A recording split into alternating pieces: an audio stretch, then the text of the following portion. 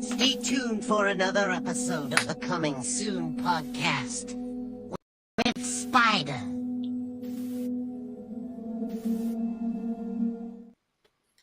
Hello, everybody. Spider here once again. Coming Soon podcast coming to you from San Antonio, Texas, with my guest, Johnny Necro. My man, how are you doing, bro? Good. Nice to see you, brother. No, likewise, man. I mean, we had a little conversation earlier, man, and I mean, we're both within circles, the community, man. I mean, as big as the community is, it's small, bro. I mean, everybody knows somebody, so it's great to finally get you on here, man. Thank you for having me, man. And hey, thank you for all your support with the Killer Cock shit, dude. I've been paying attention. It's great. Glad to see you were down there on Ground Zero with fucking James and Aaron and Steve and everybody. No, yeah, you see, and that's the thing. I mean, when I went out there, I mean, I had talked to James and them, and then they had discussed as far as what they were doing with it. But it's like I had been in a few shoots, man. But I mean, that one, bro, like I had so much fun that day, man. Like the weather was perfect. The park, I'd never been out there to Waco in general, but I mean, everything about that day and just the camaraderie, man. Everybody was just freaking getting along, and it was pretty impressive, man. I had a great time. That's awesome. My scene is actually before that scene in the fucking movie when it comes out.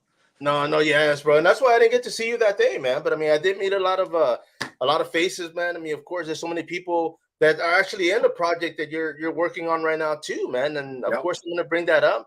But I wanted to ask you, bro, because of course, I mean, being an artist, man. I mean, you've done a lot of great work, dude. I mean, your work I've seen everywhere, and it just seems I mean, along with networking, I mean, you're always at different events, plugging in different projects. So where does your creativity come from, bro? I don't know, man. It's just born this way. It was passion. I guess everybody has that moment, and I always go back to the same moment. It was Return of the Living Dead, brother. Yeah. Because that's what got me into punk rock, horror rock, and fucking zombies all at once. Horror, humor, comedy. That's my main MO. Although my project coming up, we'll talk about later, is actually not a horror comedy. It's flat out horror. Yeah. So I'm actually going to break the stereotype of my own career. Man, and I mean, it's funny you say that because, when it comes to music, man, it's always been big with me when it comes to movies, when it comes to life. I mean, I use music for not so much to control my emotions, but if I'm feeling a certain way, I'll listen to a certain song and I'm good, man. It's therapy, bro. Nice. Yeah, I agree. But same goes for writing it too. Although you can get pissed when you're writing as well, but it's still a release. No, yeah, you see, but I mean, when it came to being creative, man, I mean, of course, I mean, there's so many things that influence you. I mean, obviously, pen to paper, man. I mean, you have what it took because I can't even. I'm down the same line. I can't even draw a straight line, bro. I mean, I'm not creative at all, But yeah, I mean, you started doing it, so of course, I mean, when it first started, I mean, what were you thinking? Was it just doodles like on notebooks or?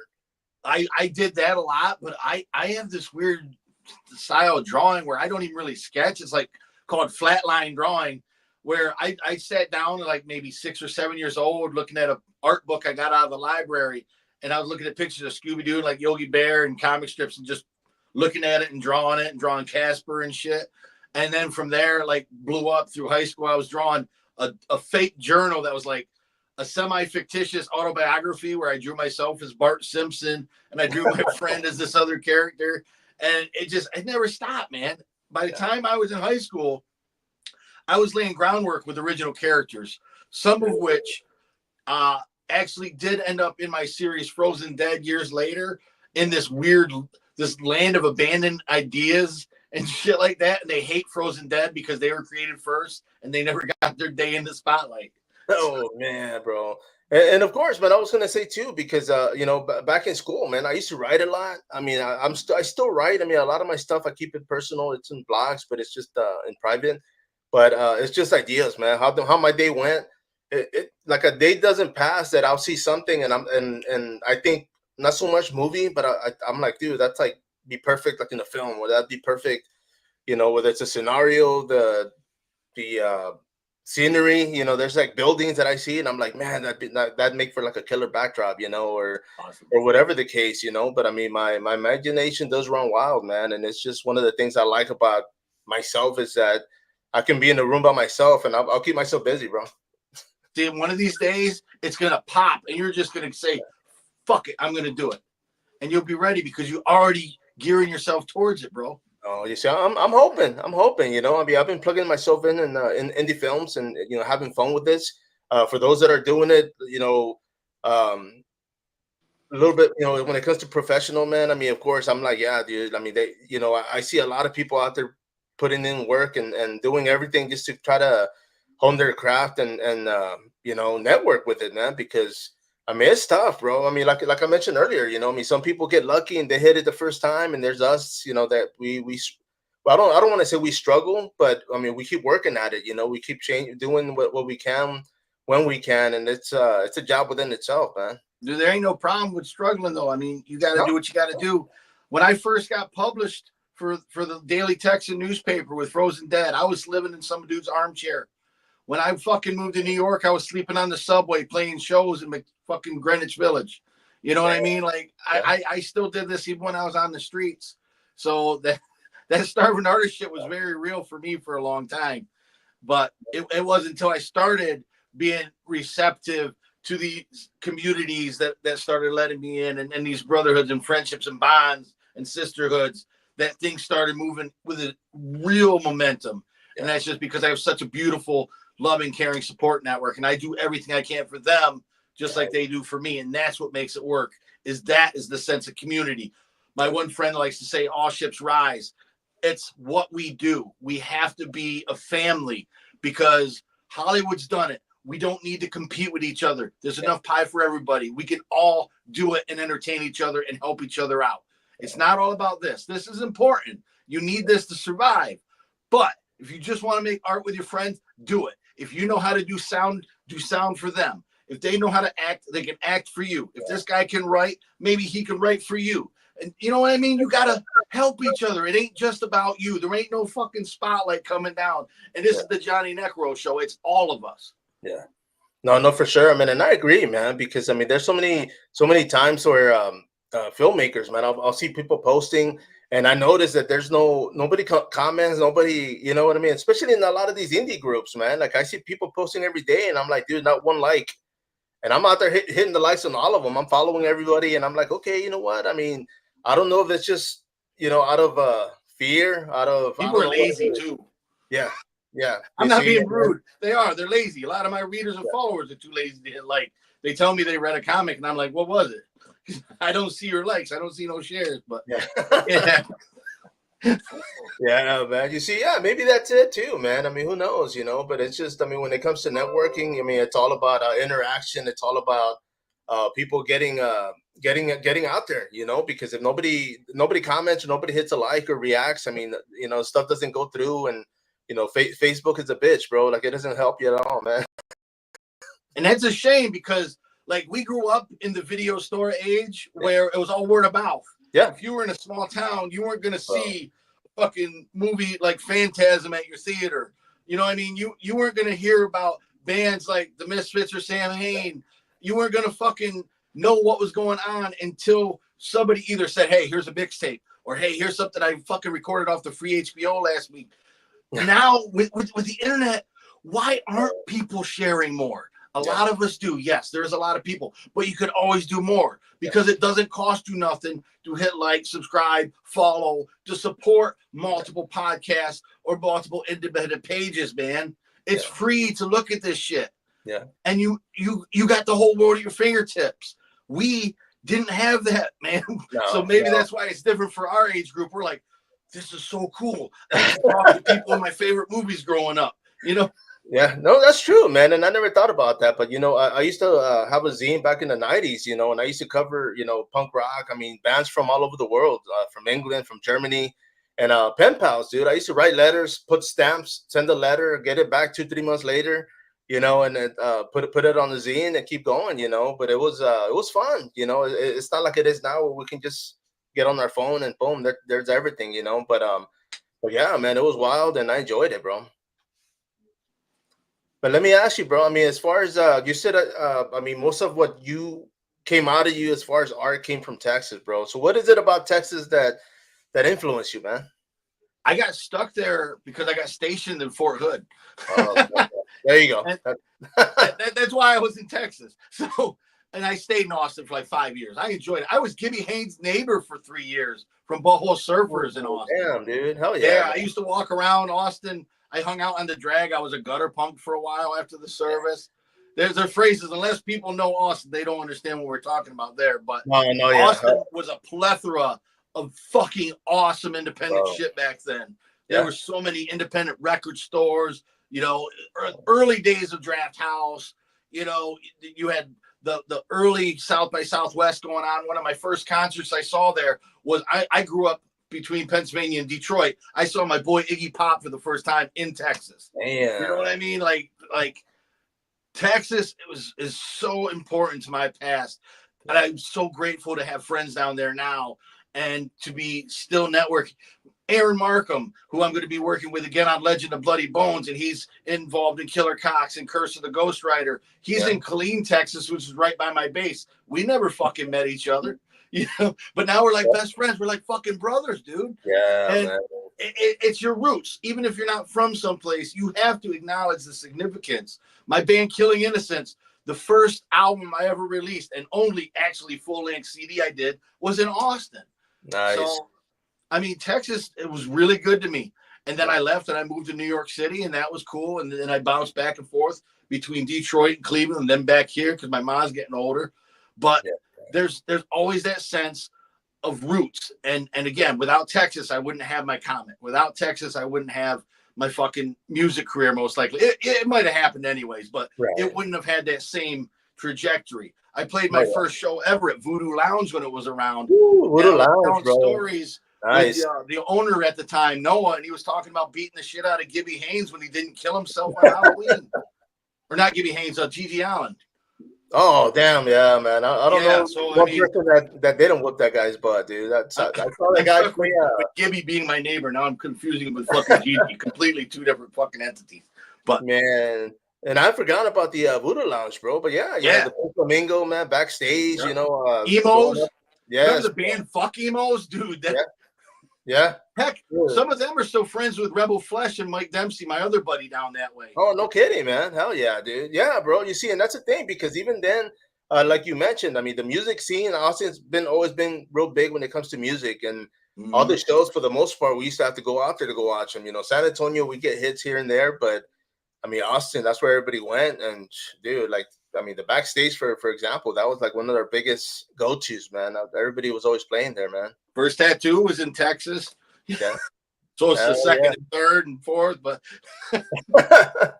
man, bro. But yeah, man. But I mean, let me ask this. I mean, when it comes to art, I mean, of course, being an artist, when it comes to writing, I mean, was that like in sequence? I mean, did you do both at the same time? Or because I do everything for Frozen Dead. I've been doing it 25 years now. This Halloween, quarter of a century, half my life. Yeah, and I write it and I fucking draw it. So I finally realized, I was talking to James Carnes after doing my scene for Killer Cox, which he was awesome enough. He asked me to write, direct, and film my own remote scene for that shit. So like he let me do that whole sequence. He goes, do what you want, and he fucking loves it. Well, I told him my idea, and Aaron, my idea of that Curse of the Ghost Rider I told you about over a year ago. I had this short idea, and I had all of it already in my head. And he's like, dude, why don't you just fucking make it full length? Don't make no short. He goes, you know how to write. I've been storyboarding 25 fucking years. I didn't realize it.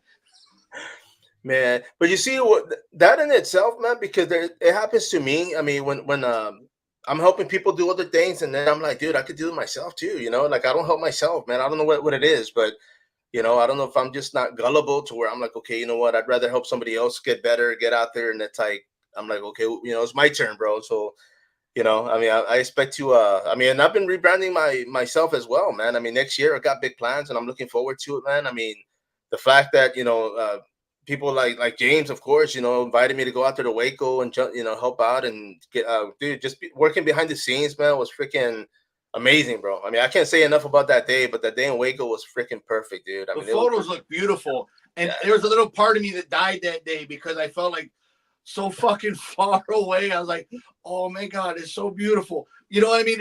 It was just like so many people I loved in one place. Yeah, dude. I mean, everybody showed up. I mean, I was like, I mean, I don't know as far as who was supposed to show up, but I mean, the who's who, man. I mean, within the indie community, man. I mean, I ran into people I had on Facebook, and I'm like, dude, I have you. You know, I was just like meeting people, and I was like, cool, man. Like it was a real big treat, man. I mean, I enjoyed it. You know, make friends. I mean, I finally got to put you know, faces with the pages and all, man. But yeah, man. But I mean, yourself. I mean, like you said, I mean, you were working on this short. Decided to go ahead and do a feature film, man. So tell us a little bit about that, bro. I mean, Well, and matter of fact, I was just experimenting last night. We haven't done the primary shoot, but we have a lot of remote footage already done. And I put it together in my program to see where we were at. Dude, we're already at 18 minutes and 30 seconds, and we haven't even really started. And it's so fucking cool because the people I'm working with, again, they're my extended family. A lot of them are in Killer Cox or other projects I've done. And there's other friends from Trauma involved. But it's like, I trust everybody. I give them a little meeting before their scenes on the phone. And I say, film it, then show me. We'll talk about it and then film the next. So everybody's getting remote credits for all their fucking studio work as well. Yeah. And we've already had, in the last couple months, scenes shot in Texas from Aaron and his wife, Lizzie. Yeah. Steve Reaper did his shit with our friend Cody in Kentucky. His co-host, Sydney, is a close friend of mine and one of my podcast hosts. And we're also in the Trauma movie, The Power Positive Murder, together in a scene. She did her scene about 3 hours from me near Philadelphia in PA, and that came out brilliant. And then there was another scene filmed by my friend Michelle Lynn Blasky, who did the movie The Third Channel, which I have a cameo in and a producer credit. And she's from my old neighborhood in Detroit. What to come back to her? She's an awesome friend, nice. Like the hood. But she filmed a scene out in California for me, and that is just 18 minutes. Look at all that community that got to do that. Oh, yeah. I'm so grateful for these people because, I came up with the story and I have the vision, but they're making it happen with a light touch. Like, I don't have to do much. And Dustin, Turkey Man 2. Turkey Man 2 is he just sent me his scene from New York City. So yeah, see that shit, like, see the community? And there's the Easter egg in Curse of the Ghost Rider for both Killer Cox and for Aaron's upcoming Legend of Bloody Bones. There's repeating characters that go in both. Dude, like Brian Anderson narrated my Trauma Now commercial I did with graphics by Mike Fink. Aaron Markham was Toxic Avenger. I played the idiot with the shirts eating Trauma Now cereal. We all had a part in that. But we're writing a second one now. But it's so cool. Brian Anderson plays my agent in Killer Cox. I play Johnny Necro, but a parody of myself. I play a washed up, cocky, asshole, has-been loser. You know, I do. Why not make fun of yourself? It's a parody of myself. Man. But he's the same agent in Curse of the Ghost Rider. He's the same character, but for writers. So it crossed over. And Legend of Bloody Bones, I don't want to tell much about that because that's still a little bit in the horizon. But the main character, the catalyst of that, is this old preacher cowboy, Samuel Mallory, who has this book. And in the book is actually the inscription for the muse Serendipity, which is the Serendipity muse in my movie. So we tied it together that way. Man, that just shows how much you guys work with each other, man. How much trust there is, because we love each other. Yeah, because with something that simple, I can see people just kind of like, nah, I don't want to do that. You know, I don't know why not, bro. I mean, that's so freaking brilliant, because now learn from Marvel and DC, right? Yeah. Why the fuck not? Why has there never been a great horror fighting game? Because of this. Because not all the studios will just say go for it. Yeah, that's true. You know, and we're trying not to do that. We're a community. So, and it's not like we're building off of each other's backs either. It's like equal playing field. We're just sprinkling little touches because it's funny and it amuses us. Yeah. Man, that's actually, I'm looking forward to that, man, because you know, the fact that, you know, there's so many things that I wish would cross over. I mean, you know, I cover combat sports, man, and for the most part, a lot of promotions do.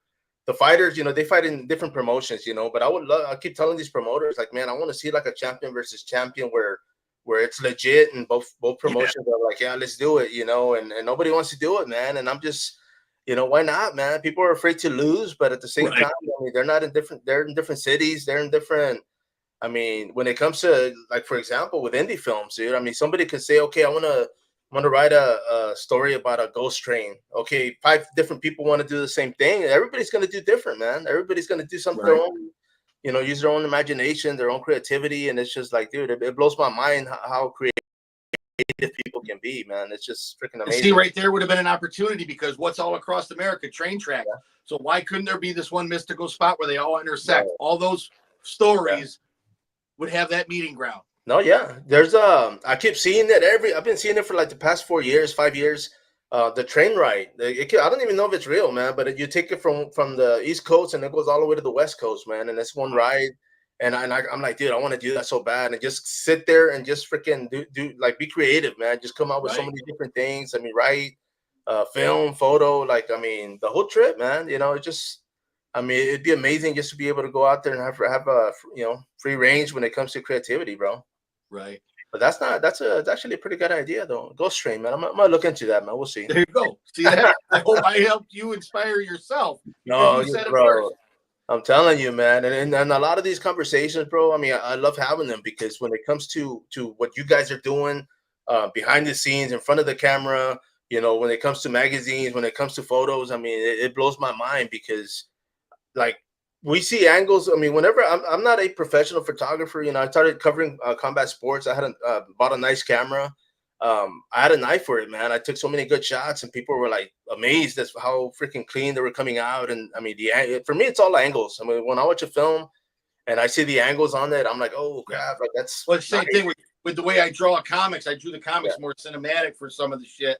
Unless yeah, I didn't need to. I could do minimalistic, but I could do the angles. Same thing with directing. You're seeing the shots. And you mentioned the magazines. I don't know if you knew this or not, but I freelance for Monster Mag. Like I've been writing for them since issue 3 now.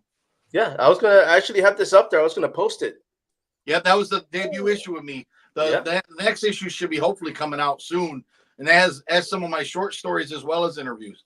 Nice, bro. You see, and that's the kind of stuff like the zine I used to have back in the '90s. Myself and my friend Tony. I mean, she's in Houston now, but we revamped it. We're actually doing it. We're actually dropping our first issue this month, Cool. and we're excited about it, man. I mean, I was able to get some bands interviews, some I mean, old school paper, and we're gonna try to do it quarterly, like every 3 months. We're gonna try to drop it, and then in between, just throw everybody on the podcast and just keep up to it, But I love it, man. I mean, when it comes to media, I mean, of course, DVDs, VHS, bro. I mean, magazines. I still collect them. Zines. When I see them out there, I'm always, helping out and, purchasing and buying and doing what I can because, I mean, shoot, man, this is our community, man. We got to help it.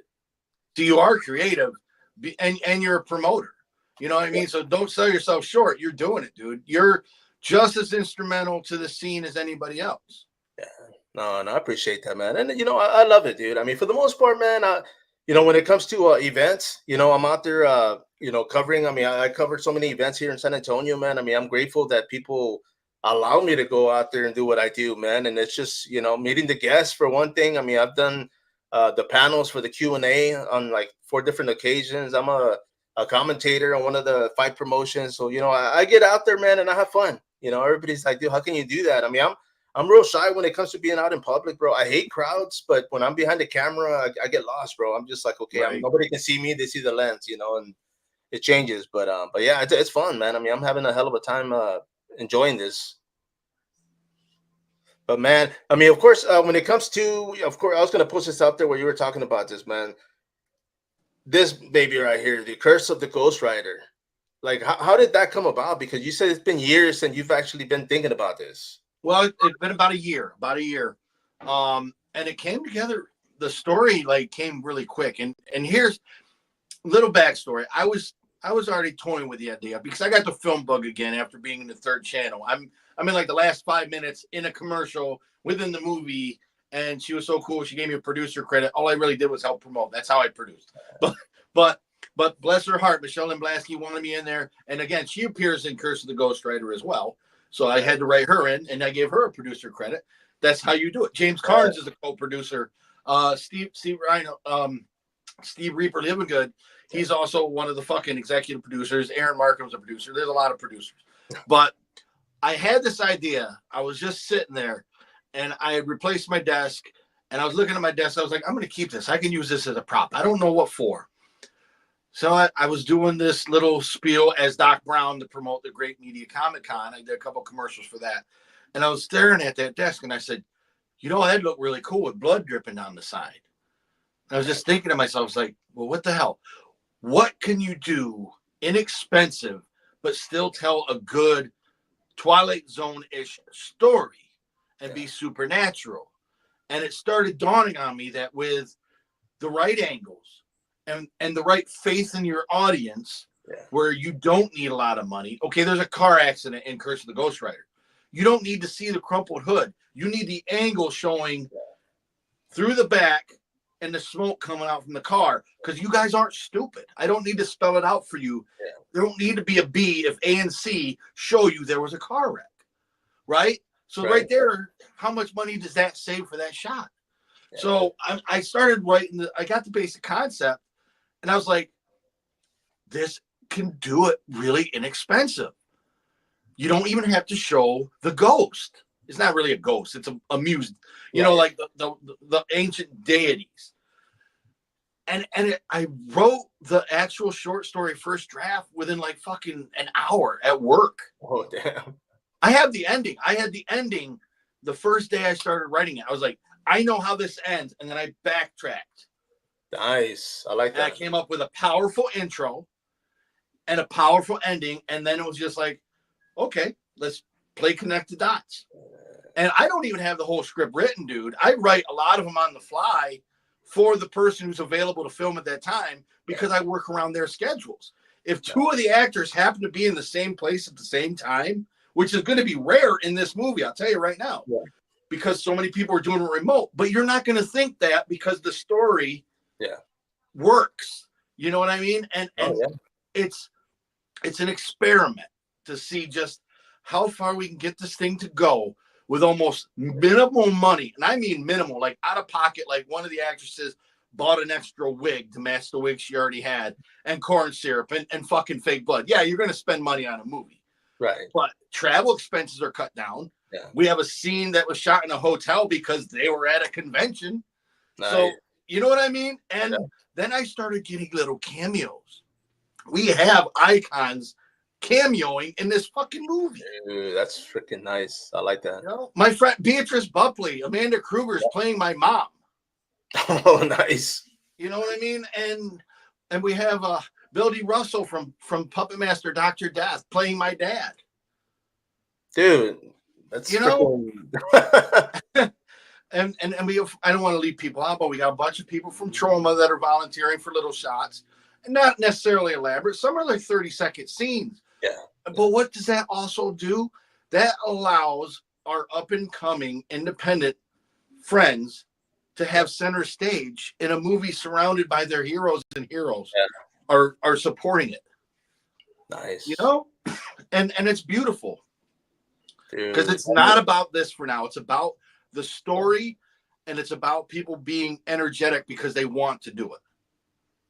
Man, I like that, man. I mean, the fact that everybody's contributing, helping out, and just kind of, I mean, the whole remote thing I get, because I mean, I've done that myself, but it makes sense. I mean, because I mean, other than that, like, people would be paying a pretty penny just to meet up, and it's not, it's not always possible, man. So much stuff going on with everybody. So yes, if you break it down, you could tear it apart like any other movie. Yeah. You know, like how many phone calls does a movie need? Well, it worked, didn't it? Yeah. You know what I mean? So what? It's how to not trick your audience, but how do you do exposition without boring them either? Yeah. So yes, you need some narrative and exposition, but we're doing a lot of inside out storytelling. Like a lot of the cast, I don't want to give away too much, but a lot of the cast are actually even going to return if this goes well for a second and third. Dude. The second, we need a budget. Because the second are actors playing the characters from the first one. Yeah. That's how they reprise their roles, because they're making a movie about the events of the first one. Oh, nice. For that, we would all need to be on a soundstage. But that's wishful thinking right now. You know what I mean? But you have to think 3 steps ahead. Yeah. Yeah. I agree. I mean, because even within the film, I mean, there's so many times where I'm like, oh man, it's got to be a sequel, and we don't see one, and I'm like, what happened? You know, it's just, I Right. mean, budget But or timing. the plus side, it would work on its own too. If it never got another one, it would still work. Right. However, I have talked to Aaron about returning the favor, and my muse Serendipity should have something to do later with one of the other Bloody Bones. So, Damn. And so it continues, right? It'll keep going and right. going, man. Yeah, bro. And of course, I mean, you mentioned earlier too. I mean, you shot the scene with the for the Killer Cox. This was like the one before the one in Waco. But Yeah. when it came to that was remote as well, right? Yeah, I did that in Pennsylvania. Oh, okay. I had a bar let me shoot there, and then I went to a farm. I had no puppets. I used real chickens. And Yeah. where did you come across chickens, bro? What's that? Where did you come across chickens, man? Who had chickens out there? A guy from the place I work, he has a farm, so he had chickens, and he had a newborn 3-day-old chicken I got to have in the scene, and it was awesome. Dude, there you go, man. Well, that's pretty cool, man. The bar scene was an add-on. Now, originally, when I got asked to do this, I didn't know for sure I was in this.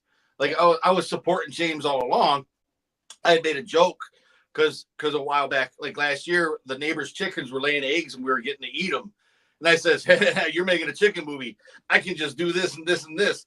I made a joke, which I can't tell you because it tells my scene, because it actually became my scene.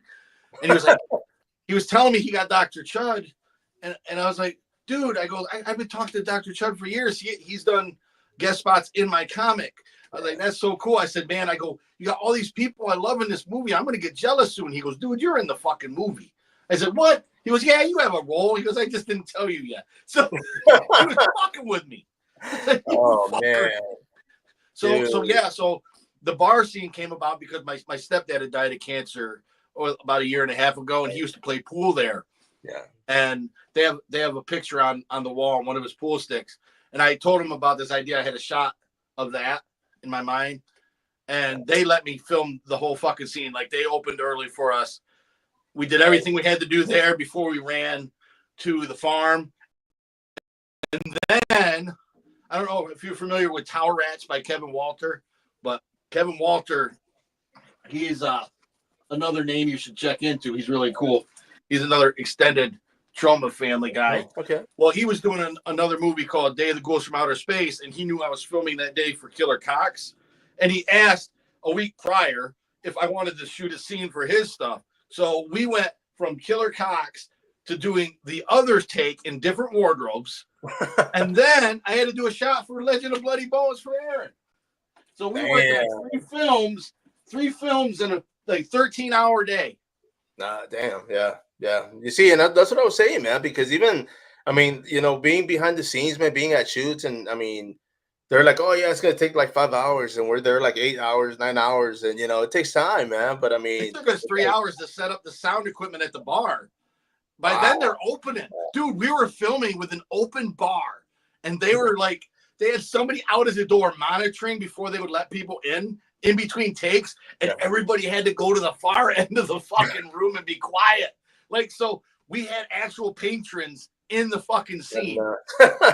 And they behave, dude. They behave better than some fucking professionals do. I was gonna say, man, because I mean, luckily they weren't drunk yet, right? I mean, everybody just started or they just walked in, but some got there quick, dude. But by then it was like, yeah, we gotta hurry up. And then it started fucking raining, so we had to hurry up and go do the chicken shit before the fucking downpour hit.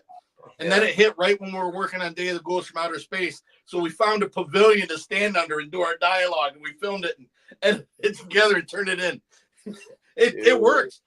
Kevin said it was like Ed Wood meets Clerks. So I was like, wow, that's a fucking compliment, dude. Thank you. Hey, man, that's not bad. Hell. Dude, well, that's cool, man. I mean, when it comes to projects, man, myself, somebody contacted me earlier here locally, man. So I'm going to be in a film, in a scene Monday. So I get to be shot, dude. I'm going to be killed. So I'm like, yeah, why not? You know, it's Monday.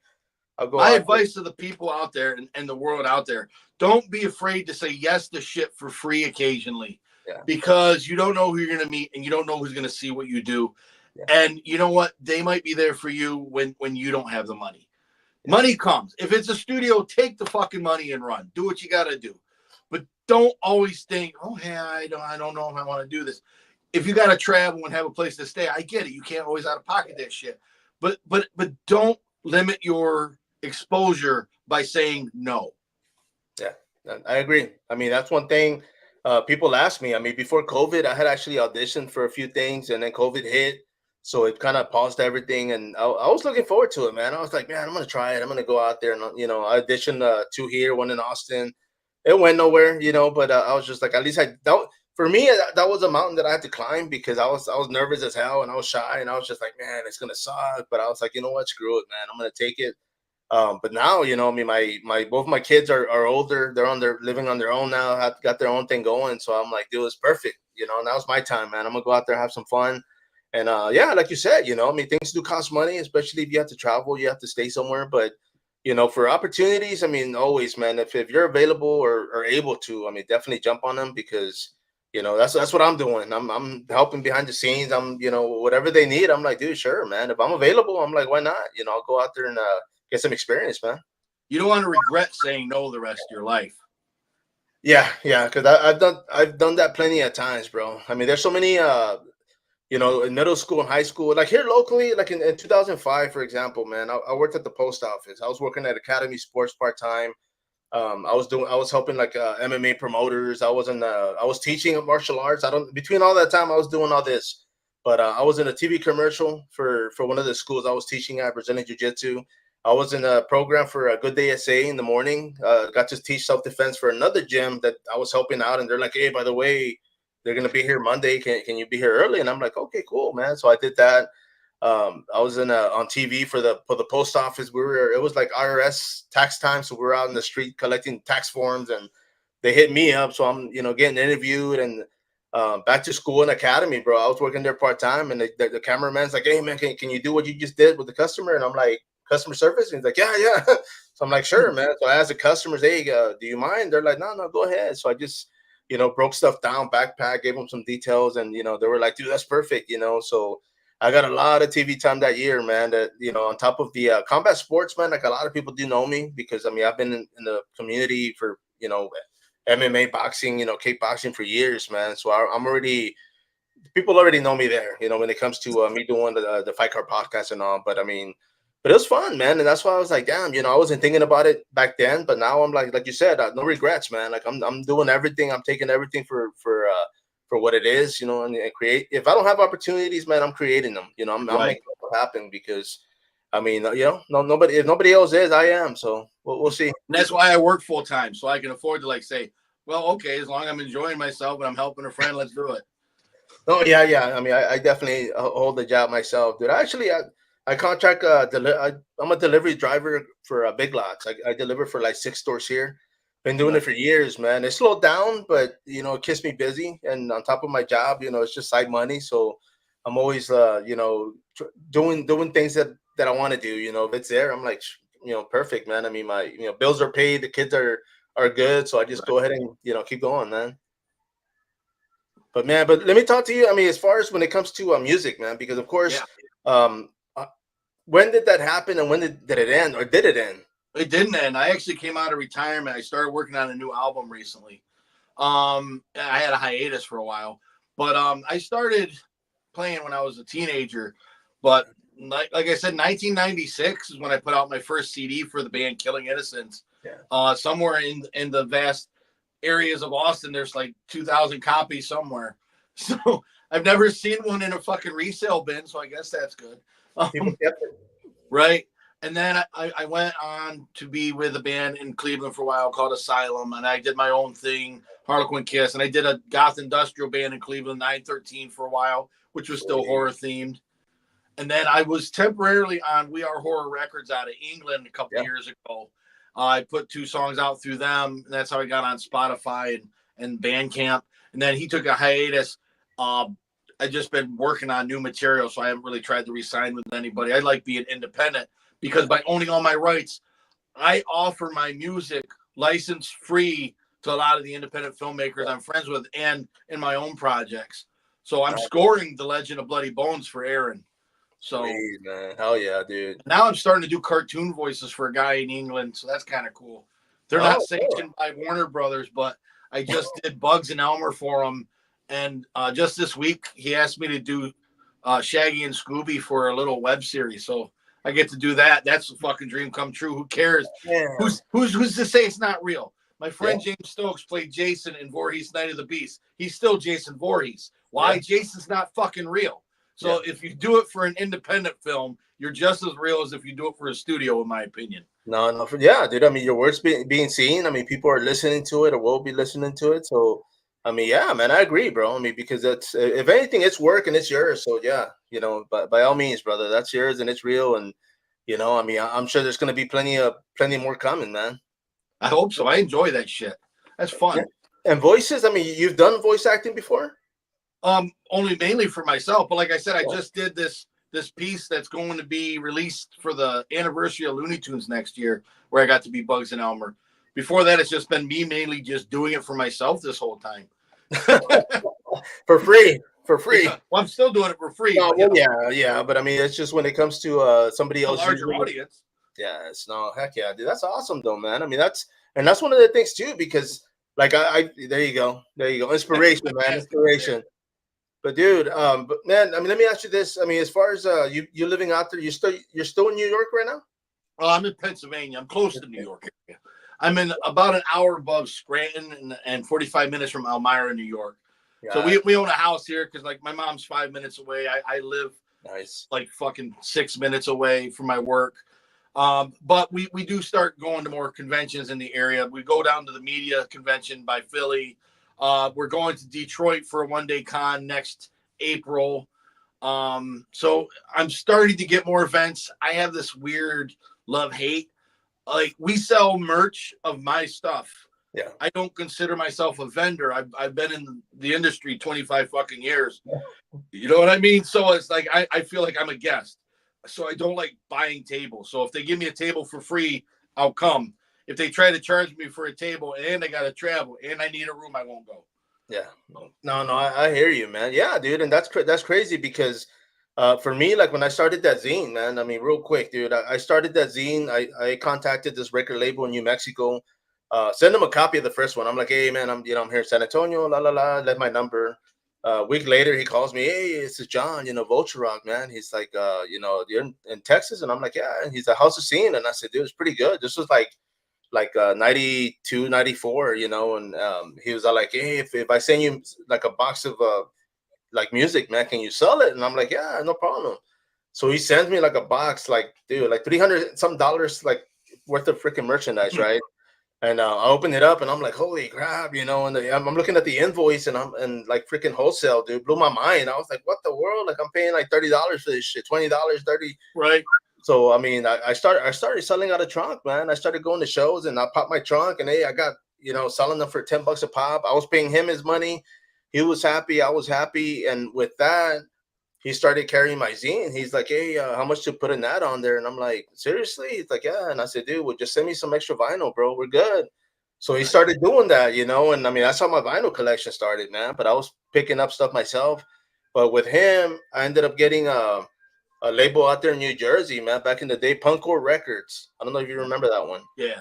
But I started getting them. They started sending me stuff. Bronco Bullfrog started sending me stuff. Helena Boy and Scumbag Records up there in Germany, bro. So I had like all these record labels sending little old me like nobody, man. And my zine started selling in Germany and the UK. Like they were carrying this shit out there, bro. So they got pretty cool, man. Like I was getting fan mail from people like, oh, hey, I saw this. I'm in Germany. I'm in, blowing my mind was blown just thinking like, damn, dude, this is freaking crazy, But I enjoyed it, I mean, I was young and dumb, so I didn't take it for what it was. After my fourth issue, I dropped it. I was doing, getting drunk and then doing other stuff that right.